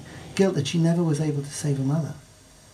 She was never able to save her mother. And there was one of the few things she told me, that the last thing she told her mother, that she was going to get her out. I mean, it's crazy, an 11-year-old telling her mother she was going to save her. But obviously it did something psychologically to help her. And until she died, I'm talking about my mother, she had this guilt. You know, she mentioned it a few times, you know, what I could have done, what I should have done. Of course, she couldn't have done anything, all right? It was all an 11-year-old child fantasizing how she's going to help her mother escape from Germany. It wasn't going to happen. But still, as an 11-year-old, that's the only image she had, because she obviously was stuck in that time warp of saying goodbye to her mother, which was probably horrendous. And that was her last image, you know, that was the frame which was caught. And that, in a way, haunted her, I think, for the rest of her life. So when it came to talking about it, she was a little more open, because when it came to the 1980s, the other thing which I think is important is that all these Kindertransport people, they weren't on a WhatsApp group. They didn't communicate with each other. So it wasn't until like the 80s till they started to have these reunions, you know, get-togethers. So they had the first Kindertransport reunion 40 years after the event, which was like what was 40 years? It was 78. Okay. And I remember my mother mentioned it, but my father wouldn't go. Wouldn't go. She mentioned to me, there's a union, but your dad doesn't want to go, so I'm not going. Those are the times where the women used to listen to the guys. So she didn't go. My dad died in 84, so in the next reunion, the 50th in 1989, she was a big player there. She went, she spoke to the press, she gave interviews, and in those interviews she said, I wish I would have brought out my mother. I've got those articles where she was talking about the fact she didn't bring out her mother. I mean, it's crazy. She's, I don't know how old at the time, 60, and she's talking about the fact that she didn't do what she promised her mother when she was 11. So in a way, I sort of, and even then she didn't sit down and tell me the whole story. It was all snippets of information. So one of the things, for example, she told me was, she said to me, Michael, I want to tell you that all Germans aren't bad. So I said, what's that got to do with anything? She said, yes, I want you to know that there are good Germans and there are not so good Germans. So I said, well, what do you mean? She said, well, I remember when the shul, the synagogue, was burning. I said, what are you talking about? Yes, she said, I remember she was 10. She's telling me, like, I don't know how many years ago. She's saying that when she was 10, she was going home from school on the tram, and she passed the synagogue. And it was, what was it, November the 9th, 1938. And the synagogue in Leipzig, it was a pretty big synagogue, was burning. And this was the synagogue that she went to. So obviously her mother took her there. You're talking how religious was. She took her to the synagogue. And that was the tram stop that she used to get off, because she obviously lived close to the synagogue. And the woman next to her, who didn't know her, saw that she was very anxious. So the woman said to her, don't get off here, it's too dangerous. You know, get off with me in a few stops and I'll take you home. And she remembered that, like, so many years later. I mean, it's like crazy, like something which is so, you know, where does that come from? But she was, for that moment of like kindness was so strong with her that she told me about it 50 years later. But apart from that, she didn't sit down and say, well, this is what we did on this day and this is what happened. She didn't say, well, I got on a train or whatever. Now, I'm assuming she remembered, because an 11-year-old could remember, but maybe she didn't remember all of it, or maybe it was just a blur. Maybe it was so traumatic, it was just like, you know, somebody can't remember things because they get a shock. But she never sat down and said to me, okay, this is what I did say, this is what I did that day, this is the one. And but she had the little stories, the motorbike story, the Kindertraum, you know, the what do you call it, the story with the shul burning. But she never, you know, she never chronologically sat down with me. And also, I didn't ask, you know, I sort of felt, I could see that this was like a no-go area, that it was too painful for her. And you know, you don't want to sit down with your parents and make them cry or make them go through anxiety. So I never did. And then they died. I don't want to be so dramatic, but then they died because they were whatever.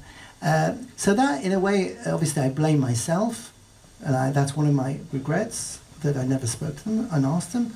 But then again, you can't beat yourself up. At least, fortunately, I was able to sort of put all this together, and I'm sure there are missing parts, but it's quite comprehensive. And it actually goes on. You know, it might sound crazy to you guys, but every few months, another piece of information crops up through people who contact me, or, you know, in our family. If anything to do with family history, you know, contact Michael. He's the guru. He's the expert. And it's the whole story today is joining the dots, because all the information is there, and it's a matter of understanding what happened, when, why it happened, to whom. And once you sort of got enough dots, you can see the picture. But at the beginning, it was very difficult. At the beginning, it was like, what the hell? This, documents, and I couldn't put them together. And it was like driving me crazy, and I was getting a bit obsessed about it. My wife said to me at the time that, you know, you're going mad. You know, you used to wake up in the middle of the night and say, I actually understand what this has got to do with this. And I'm thinking, what do you need it for? These are people who died 50, 60 years ago. What are you driving yourself crazy? But in a way, it was therapeutic that I was able to join the dots together, and that I'm not as crazy as I was. Okay, so in other words, I'm looking at this more as a hobby as opposed to a obsession. But probably the obsessive part was certainly through the lack of information, and I would say the guilt as well. You know, I didn't do anything wrong, but I didn't do anything right. I didn't ask the questions. Like, I wouldn't have had to go through this not knowing, trying to understand. And obviously I'm trying to put it to a positive thing now, but you know, the story is very interesting and it's educational, but obviously the question is how to take it and to do something positive with it. Okay, one question, then we're going to, or two questions, then we're going to hand it over to the gentleman who's been waiting. Okay. We had a girl in this row, maybe. Go on, sir. No, the question's already answered. Already answered. Okay, so there's two people here, and then we're going to hand it over to this gentleman here. So, what about the gentleman in the front row? First of all. And then we'll come to you, don't worry. Thank you. Thank you. Besides no-go topics, did your parents tell you how they met? Or? Okay. Thank you. Okay, so as I mentioned in 45, a lot of the, call it refugees, Jewish refugees, descended on London. Why in London? Because that was really was one of the epicenters of Jewish life, and also the organizations that were doing all the research. You know, the Jewish refugee organization were all based in London. So if you were in Scotland or in Wales, I don't know where, you didn't have access. You know, what do? They used to go to the offices every day and look on the notice boards. I mean, that's how it was done then. There was no postings, there was no internet postings. So they used to go. So I think that naturally gravitated people to London because that's where the organizations were. That was all the information was flowing. And that's where they, you know, got work and they met. I mean, they met because they were both in London in different locations. And I think they must have met socially at like a Jewish club or some sort of society, you know, gathering. In a way, I thought it was sort of natural because they both came from similar backgrounds, as in they both came from Germany, so they obviously spoke German to each other. They didn't have parents. They were both refugees. They didn't have anything. So it wasn't like it was an equal match type of in a way. So one side wasn't, you know, dominant over the other to the extent, well, I'm bringing this and you're bringing nothing. They both had nothing. Okay, so based on that, it was a sort of a match. It was a match which made sense because they had very common backgrounds and they had very similar goals, and the goal was essentially surviving. It wasn't exactly a fairy tale story, but I think it made, you know, looking at it logically as opposed to emotionally, it made sense.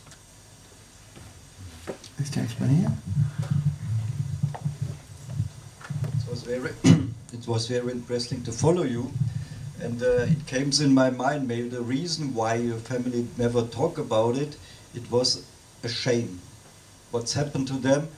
And then I read something about Gurion in his biography about he blamed what's happened then.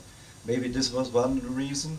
And then what was the result after the Eichmann trial? Comes public in Israel, then Yad Vashem comes. Very good question. Was there an influence in your family? Absolutely. Then? So let's cover those 2 points there, and they're both very good points, and I've got answers to both of them. First of all, the shame. So, I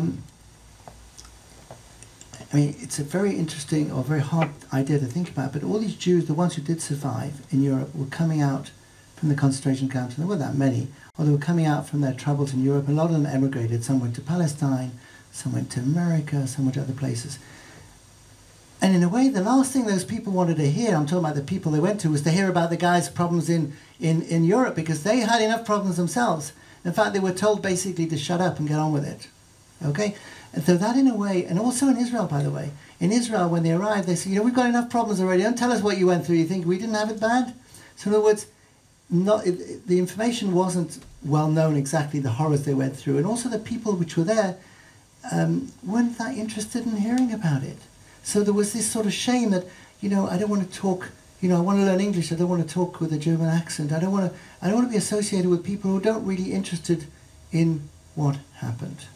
And that happened, and going back to my comment, also Ben Gurion encouraged people, you're in Israel, you now speak Hebrew.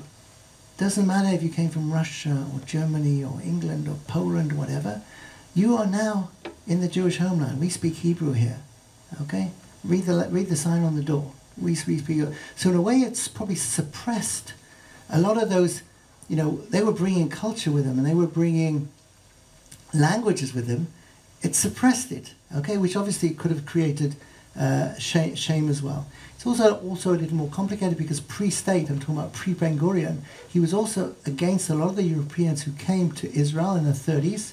Why? Because they wanted to turn Israel into a little Vienna, they called it. They wanted it to create a European intellectual, cultural society in an area which had no intellect, no culture, no nothing, basically desert. So what they all moved to Tel Aviv, they all sat in their fancy cafes, and what they did was they had their espressos and they talked about life in Vienna and Europe. Okay? And Ben Gurion, who came from all that, said, no, you got it wrong. Okay, we're not replicating what happened in Europe. We're building our own state, we're building our own people, we're building our own culture.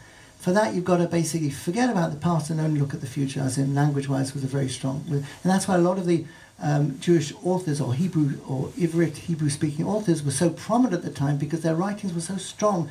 And a lot of people were forced, encouraged, whatever you want to call it, to look at those and to learn those literature because that was the future.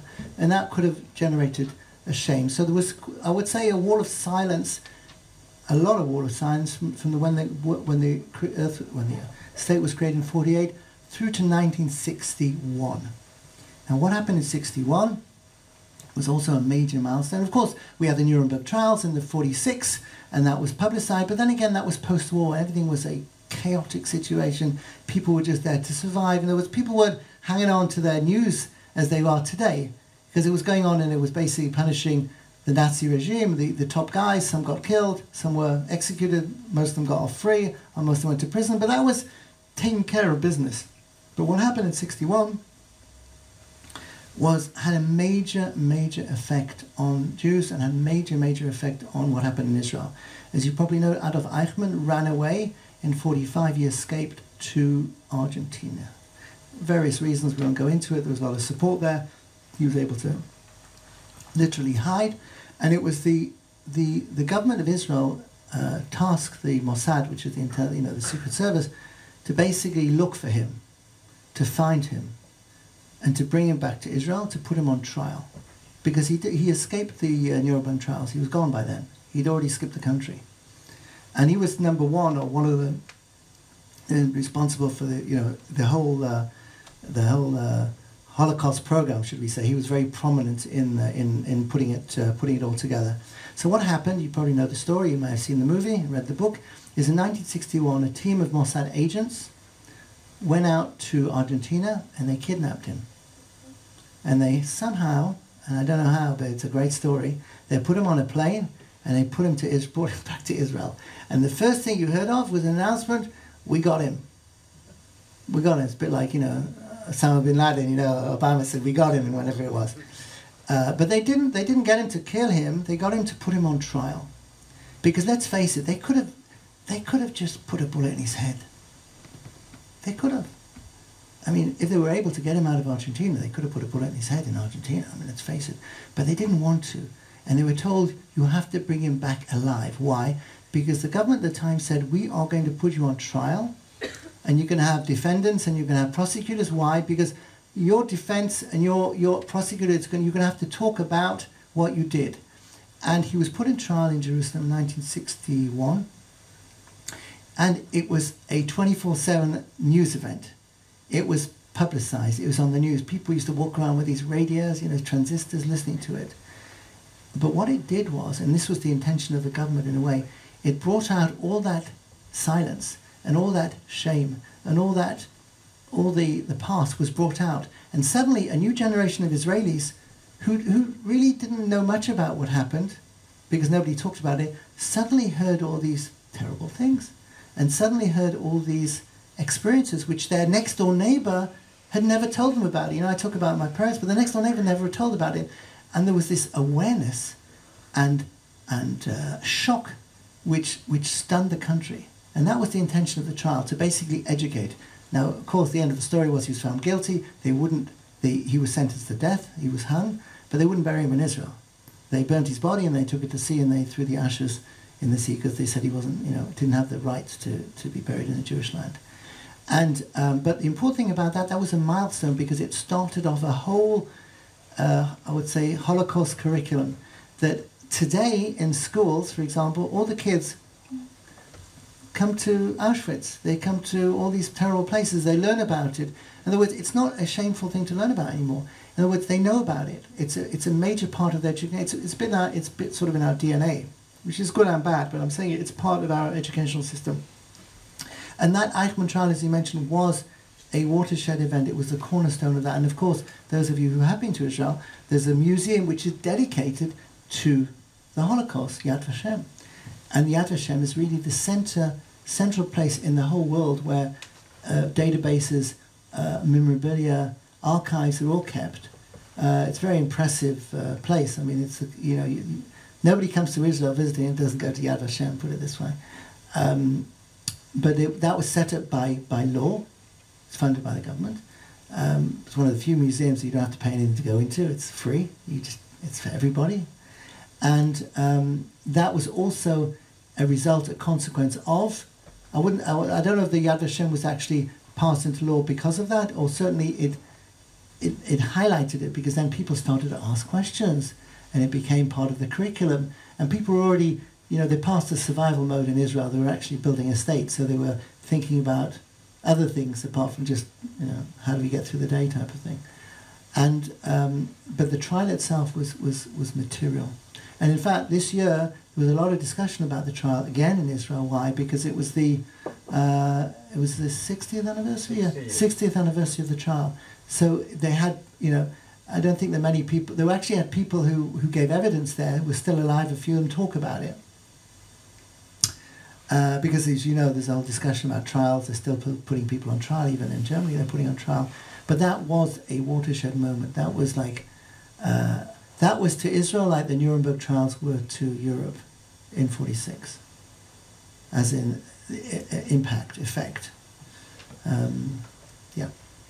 I have to hand the microphone over to this gentleman now, who, you want to do it from the phone here, the microphone you just stand there? From here. Yeah, well, okay. Okay, 1 second. Just yeah. glass of water. I've only met him a few days ago, but he's already my pal, so it's okay.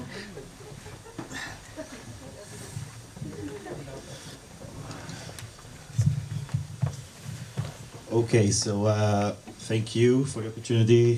Thank you, Anya, for the opportunity as well. I'll stand here. Is it perfect? Okay. So, hi everybody. My name is Idan Meir. I am originally from Israel. As he said, we already met in the ceremony this week, a few days earlier. I'm currently here in Fulda as part of the exchange student program. And I am the grandson of Grandpa Josef Meir Nadler and Grandma Fanny Moskovich. May they rest in peace. They were born and raised in Romania. And as the Second World War began, the situation, the state of the Jews just got worse and worse. At first, my grandma had to wear the Star of David on her clothes, so therefore they recognized she's a Jew. And she and her family in the Jewish community suffered, of course, from discrimination, racism, and also starvation, poverty, and illnesses. And also, after a while, soldiers went to my grandfather's family, to their house, and they faced his family in front of a dilemma. His family was about 8 people, and the soldiers said that it's either my grandfather will go to a labor work, or either the whole family will go to a concentration camp, to a Nazi concentration camp. So my grandfather decided to go by himself to a labor work in Bucharest. He was alone, separated from his family. He worked for many hours, day and night, no sleep, nothing. He had to carry rocks on his back and to build roads for many, many hours in a day, while he was just eating a bowl of soup and a piece of bread. It was just his only meal, if there was any meal. And in the end, he released from the camp while he weighed 42 kilograms. And more than that, the family of my grandmother's cousin been sent to Auschwitz, and only one person of the whole family survived. He also has the number, by the way, that you mentioned before. So there are 2 reasons that I'm standing in front of you and having this opportunity and telling you the story. The first one is obviously, like we spoke before, is the memory. And although it's hard to preserve the memory, it's vital, and the memory of the Holocaust should be preserved and never faded, and the stories should be told years and ages forward. But there's also another reason why it was so important for me to speak to you today, and I would like to read a tiny quote that it's been said that it was wrote in one of the walls in Auschwitz camp, and it was very meaningful and inspireful to me personally. And it says like that: I believe in the sun even when it's not shining. I believe in love even when I don't feel it. I believe in God even when He's silent. So this quote represents for me the hope and the ability to see and to expect for good things while facing the worst. the ability to think about life while facing death every day, every time, every minute. And this is why, also for me personally, it is very important for me to stand in front of you today, because this same hope helped my grandparents also to survive the Holocaust, to come to Israel, to establish family, to have children, and to have me as one of their proud grandchildren. And when I speak in front of you, I feel this hope in my spirit and in my heart and in my blood. And I think that even though today sometimes it seems like everything is too violent, racism is increasing, hate is on the streets, these days, particularly in these days, we should take the hope that helped my grandparents in the past, and we should let this hope guide us towards a better future. We should have the light at the good times, but especially when it's dark and there is no hope, because there is always light and there is always a better way. And therefore, I told you my personal story and my personal hope, but in the end of the day, I also believe that it is our hope. And thank you very much for that. Thank you.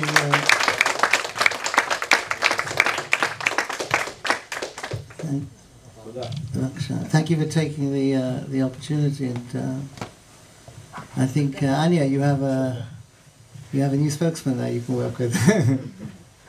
No, but once again, as I said, just to finish off my part, I'm very open to having people want to ask questions or didn't want to ask it in public, and I understand some of the questions are not easy. I'm very open to talk to you. You're very welcome to come and have a look at some of this stuff over here. Some of these original documents, which I don't think you'll see anywhere else. I'll just move the drink so we don't keep pouring. And I really just want to thank you, because you had other things to do this evening. I'm sure you all have busy lives, but you decided to take time out to really participate in this process. Obviously listening to me, but obviously participating in the process. And I can't take that as a given, because I presume a lot of people just not for them, or they don't want to know, or it's just maybe it's too painful, or just we got better things to do in our lives. So I do appreciate it, and I do realize that you made an effort to be here tonight, and I honestly enjoyed very much coming here. It's my last gig, as I said. I'm leaving tomorrow. It's been a very wonderful few days here. It's not my first visit, and it certainly won't be my last, so thank you very much indeed.